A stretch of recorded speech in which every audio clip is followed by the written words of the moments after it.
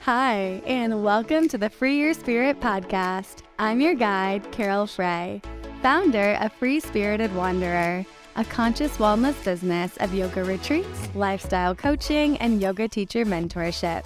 In this podcast, we explore conscious business, yoga on and off the mat, and general lifestyle. Our aim is to help you live a more fulfilling and purposeful life. Whether you're an entrepreneur, yoga student, yoga teacher, or simply someone looking to make positive changes in your daily life. Join us as we share insights, tips, and stories to inspire you on your path to a more free-spirited life. So sit back, relax, and let's embark on a journey of self-discovery, adventure, and expansion.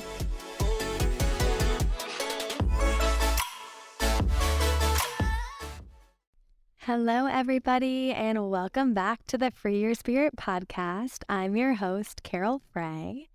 In today's episode, we are going to dive into 8 steps to empowered evenings. In last week's episode, we talked about 8 steps to empowered mornings, and the week before that, we talked about the importance of routine. So these 3 episodes really do go hand in hand and just connect and build off of one another. So these 8 steps to empowered evenings, these are a variety of yogic and Ayurvedic practices that help us to unwind and transition from sometimes the craziness of our day. And these practices enable us to get a good night's sleep. And I believe we are a very sleep-deprived society.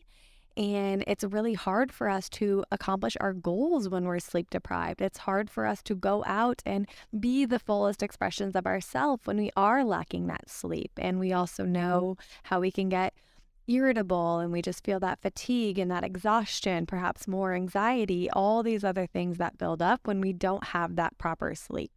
So these empowered evenings are to help us come back to what it means to have a good night's sleep and to start to reap some of those benefits. And as I've said before, I do believe that these evening routine is just as important as the morning routine. And now, if you're someone who does struggle with having a morning routine, I would definitely take a look at what you're doing in the evening because our evening will affect our mornings. And we want to have a successful morning routine, and that really does start with the evening. So again, these practices will help you transition just from your day-to-day life. And it's really easy for us to carry over some of the stuff that happened within our day, an upsetting conversation, perhaps the body or mind doesn't feel great that day, maybe something happened at work. And if we're not careful, if we don't take this time to transition, then we can bring that right up into our sleep, right up into bed. And that can obviously have a very negative effect on our sleeping patterns. So we are going to come back home to ourselves through these empowered evenings and come back home to that empowered state. So the very first step that we have here, and I actually will say these don't necessarily have to be in order. And of course, you don't have to do everything on here as well. And as I have mentioned before, if you've listened to the other episodes, and if you haven't, perhaps you go back and listen to last week's as well. But if this is all brand new for you, I recommend just adding in 1, maybe 2 things and just starting with those 1 or 2 things. Get really grounded in those, start to feel really good around those. And then you can start to add on some of these other practices. And I also hope by offering this, maybe it inspires you to find your own routine and your own practices that you would like to add in as well. So you just allow this to be guidelines for your life. All right. So number 1, we want to stop work by 6 p.m. So let's give our brain this time to transition into the evening wind down. And for me, this is a great remembrance that I am not my work, I am not my business, I am not what I do. And just remembering that helps me to feel safe to relax at night, to begin to unwind, to let go of some of what I'm doing. And even if I didn't finish something, that I wanted to finish that day, still giving myself that grace to unwind and relax, because I know that I need my body to come back to that, harmony, so I can get up the next day and then accomplish these goals or work on, maybe what I didn't quite get to that day. So that is just my little reminder as well. And if you're someone who works from home, I highly recommend giving yourself this, that set time, 6 p.m., maybe it's even earlier, to stop doing your work. And I feel like when we do work from home, it's a lot easier to just continue to work because we kind of lose track of time. So, maybe set an alarm on your phone or do something that will really help you stop that work by 6 p.m. And if you work from an office, see if you can leave your work at the office and not allow it to come home with you. And this can also be, kind of in this section. I know a lot of people like to do their exercise routine after work as well. So maybe this is when you schedule in your yoga class or time to the gym or any other classes you like to do, or perhaps just going for a walk. Now, number 2 would be an early dinner. So, Ayurveda teaches us to try to eat at least 3 hours before bedtime, and this allows time for our food to properly digest and promotes a restful night of sleep. And maybe you've noticed this before when you ate, too big of a meal or ate too late at night, you have a hard time sleeping because your body is trying to digest everything and it takes energy to digest. And we also can feel, lethargic, or we all know what it's like when digestion doesn't feel proper. So giving yourself that time before bed will just allow you to feel a little bit lighter when you do go to bed. And Ayurveda also teaches that this should be the lightest meal of our day. Again, so we don't have to digest quite as much. We don't want that heavy meal late at night. This is a great time to have any type of stews or soups, lots of vegetables, some protein, and just something that feels really nourishing to you as well. And another thing I like to add in here is to make cooking fun. And I love to cook, so this is an easy one for me, but I have like a little ritual around this that I love to put a record on. I pretty much listen to like Van Morrison or Mumford and Sons every night when I cook. So I put one of those records on, and then I'll either, maybe sometimes I'll have a glass of wine or tea. And if my husband's home, then sometimes we'll cook together. We get to talk about our day, how everything went. Maybe this is a great time to call a loved one too. Sometimes I call my mom or my dad. I put them on my ear pods while I'm cooking as well. So yeah, make it fun. And, even if you are hanging out with a friend or a family member or talking on the phone with someone, try to pour this like good energy into your food. So we think about just like pouring this love, this intention, this nourishment into our food, because that's what we're consuming. So a lot of times when we feel like this stress or this anxiety or we're rushing and we pour that energy into our food, we are re-consuming that energy as well. So be mindful around what you're doing. And this is why I like to say to make cooking fun, because when we make this fun or we have great conversations with loved ones, we pour all of that back in. Number 3 is to dim the lights. So this signals to your brain that your day is ending. And as Mama Nature dims her lights, we should start to do the same. So within this time, we can light some candles to create a sacred and relaxing space. And, I know a lot of us, I will say my husband and I as well, love to watch TV in the evenings, or whether, it's our favorite show. We love Ted Lasso, or just a movie. So obviously, still enjoy that time to unwind here. Just make sure you're doing so in moderation. Like try to find that cutoff time for yourself, and don't allow yourself to get sucked into that one more episode. And this is where you want to really think about your morning routine, because for me, I think about okay, if I watch one more episode and that's another 30 minutes or an hour, that gives me that much less sleep. It's going to be that much harder for me to wake up in the morning. So this is where I try to like kind of connect to my future self and to those mornings so I can remind myself to stick with that moderation and to really stick with what I said I was going to do. Now, within this time as well, within this dimming the lights, then we do start to turn off the electronics. So when you find your stopping point, I would say at least by 8 p.m., maybe 9 p.m. at the latest, to turn off these electronics. Now, this is kind of that same concept as the mornings, is we don't want the last thing that we take in before sleep to be this content from our phone or TV. And we have so much stimulation within our days already, like so much stimulation. Things are just in our face all day long. And it feels really nice to kind of step away from that and to start to move more inward. And also the light of the phone affects the brain. It starts to kind of stimulate, again, like this light, we start to feel more active from this too. It messes with the circadian rhythm. So just having these electronics and this high stimulation really does affect our sleep. So one of the things I love to do is putting my phone on Do Not Disturb. And that just helps me stay off of my phone and not have that urge to check, my email or social media. And this has really been like a life-changing concept for me. And one of the things I try to do is once I get in bed, I do not allow myself to be on my phone. And I know for me personally that it really does stimulate me. My brain gets super active and it is really hard for me to sleep.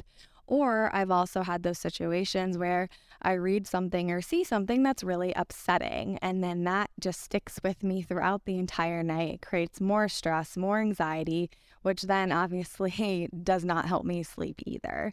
So I would just be careful around these electronics late at night and just be really mindful of what you're taking in right before bedtime as well, and what the subconscious mind is taking in. Number 4 is to sip an evening tonic. And this could also be a tea, just something to promote good sleep, start to reduce stress. So any type of herbal teas. And one of the things I love, it's kind of a variation of a golden milk. For this drink, you can take any type of milk that you prefer and you add in a little bit. So you want to warm the milk. I usually do it over the stovetop. And from there, you can add in a little bit of cardamom and nutmeg, which actually promotes a good night's sleep, cinnamon, which promotes digestion, turmeric, which is anti-inflammatory, so starts to reduce some of that tension in the body, and then any type of like honey or maple syrup, like a natural sweetener, to just give it that little sweetness. And you can also add in a touch of black pepper, which actually helps your body to absorb that turmeric better. And you want to blend this up. Not only does this drink have amazing benefits to it, it also tastes amazing. So it's like a little sweet dessert late at night or, within this evening time as well. And again, if that's not your jam, you can find like a chamomile tea. The yogi teas are great. They have all sorts of like sleepy time and bedtime teas or stress relief teas as well. And, again, if you are someone who enjoys alcohol at night, of course, that's fine too, and within moderation, as we all know. And I would just suggest at least like that 2 or 3 hours before bedtime to, stop drinking, because again, that can also affect our sleep.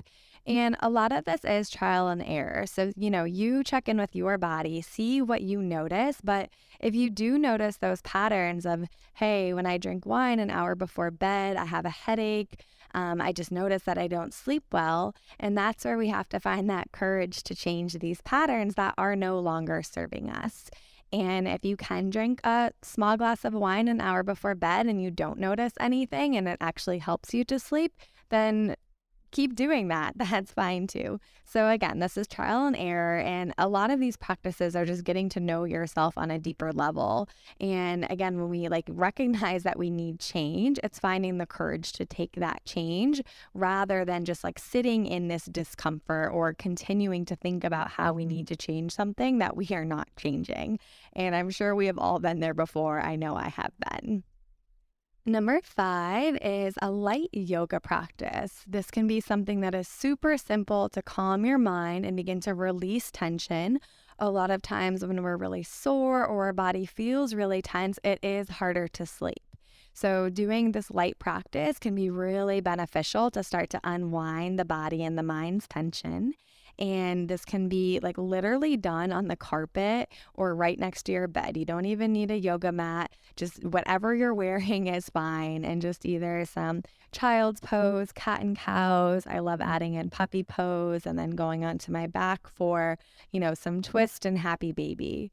I definitely notice on the nights that I do this, I do sleep better because my body does feel more relaxed. And I feel like I have started to, unwind some of the day. Number 6 is to turn inward.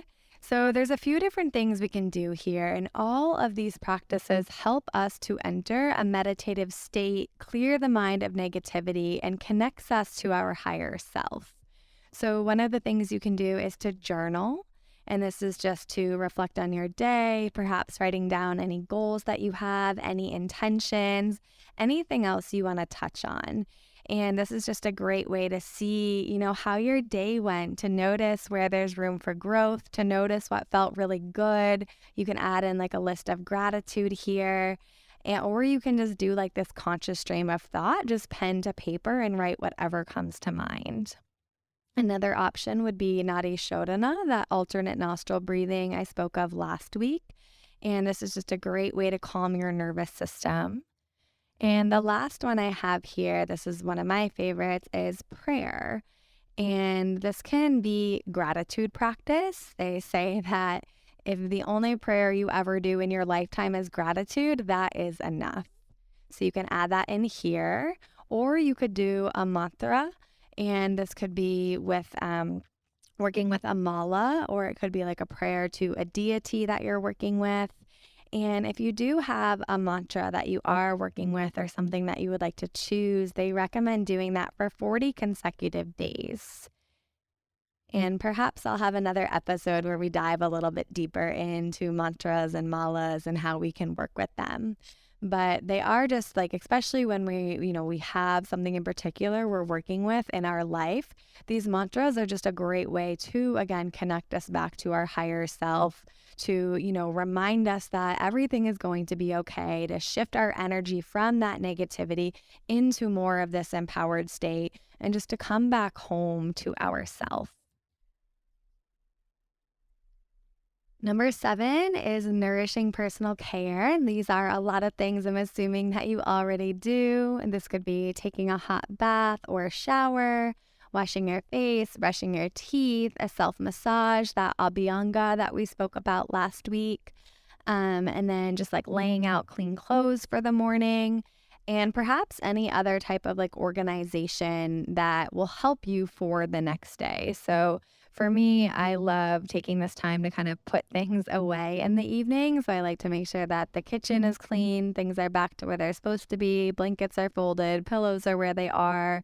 If there's anything else I know I need for the next day, maybe a book or something I just need to bring with me, I make sure to set that out too. So I kind of take this time to, ask myself, what can I do now that will make the morning time a little bit easier and feel a little bit better? Maybe I don't have to rush as much in the morning if I take this extra time to clean now and to organize myself now. And this is just a personal preference, of course. For me, I love having this clean space and this organization because it allows my mind to follow that and to also feel clear as well. And I just feel like I took care of what I needed to for the day, which also allows me to just rest and feel like I don't have like all these other things that I still need to do.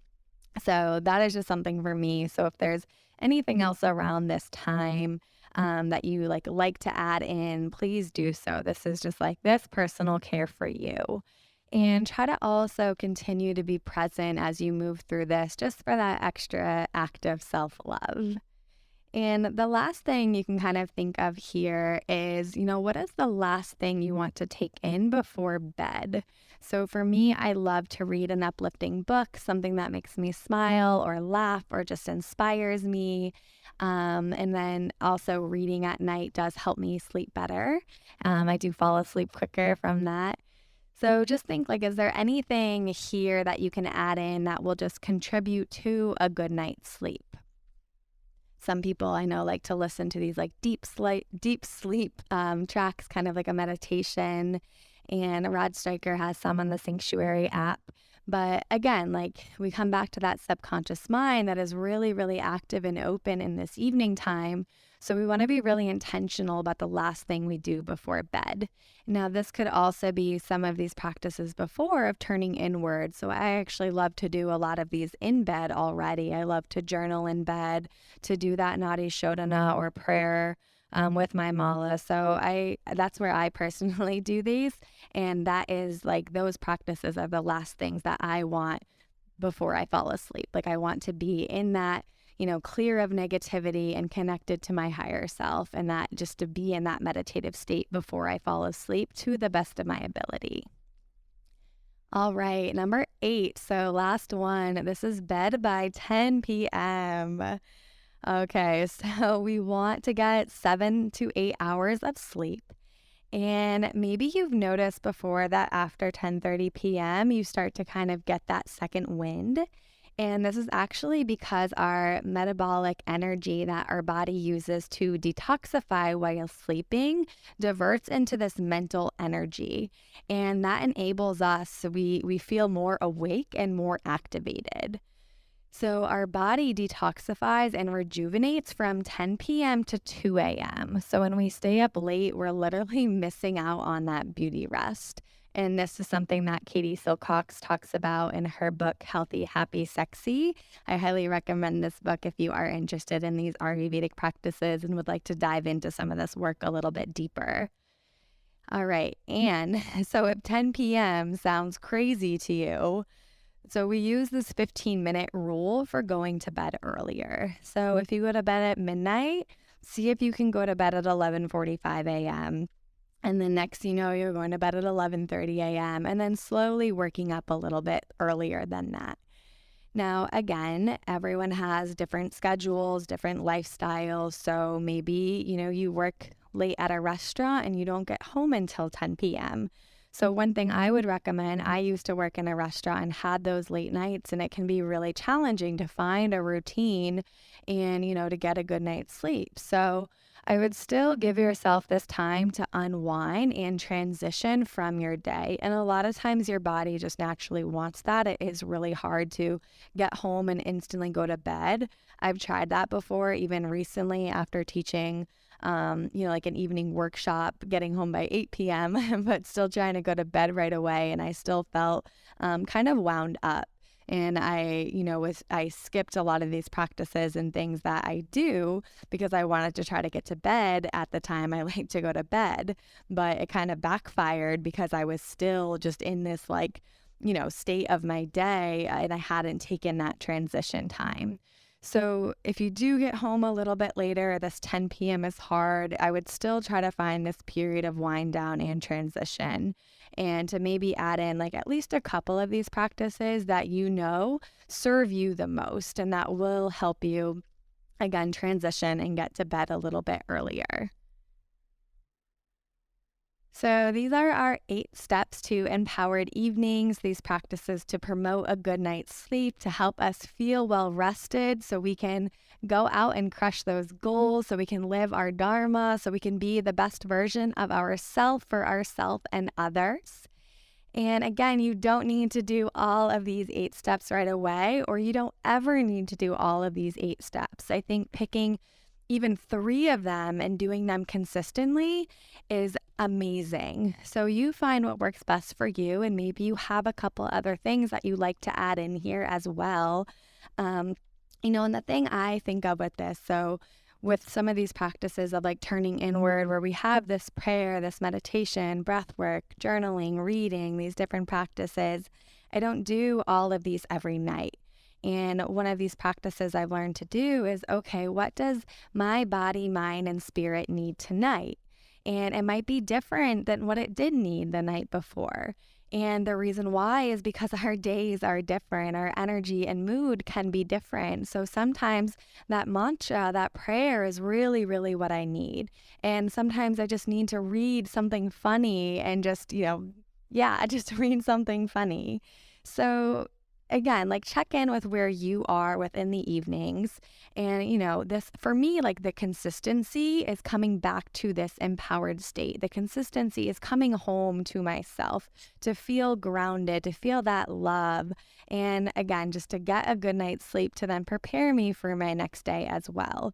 So, yeah, that consistency is like really the feeling and coming back home to yourself. So, you kind of figure out what practices will be best for you to move into that state that you desire to feel and to come home to your best self. So, I hope these practices gave you some light and wisdom on what your evenings can look like. And I am just like super lit up by these practices because, again, they have just completely changed my life and they have enabled me to live the lifestyle that I truly desire to live. So it's finding this discipline, this dedication, this devotion to these practices and to myself that then translates into the rest of my days. As always, you have all the links underneath in the show notes, how to connect on Instagram, my website, current offerings. And until next week, keep showing up as your truest, most authentic self.